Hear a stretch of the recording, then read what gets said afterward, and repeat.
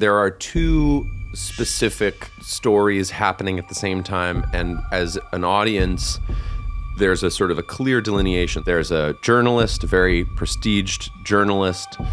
She comes home from receiving an award.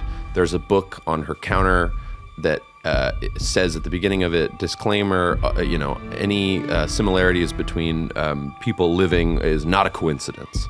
And she starts to read this book, and it becomes clear that it's a book about a thing that happened to her 20 years prior. So she's reading this book, and the book is getting sent around to her colleagues and her family and her husband and her son, and her life kind of unravels.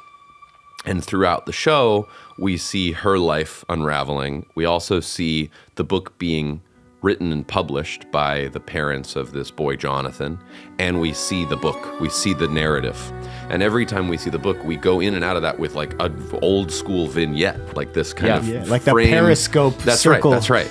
And so it was very important to Alfonso, and I totally agreed, to have the musical language within the book be like completely different than the music outside of the book.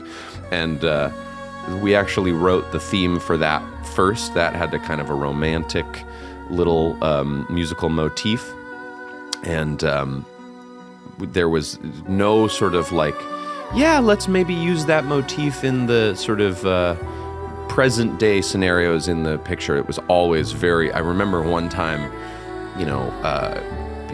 late in the show, in the 6th chapter or the 5th or something, I had something where two characters that we'd seen in the book are now in the present day world, and I was like, I'm going to use the little motif from the book, and he was like, that has to stay only in the book, which was such a cool, careful way to have the music play a kind of a speaking role. Really protecting the structure of the story, right. I guess. That's right. Yeah.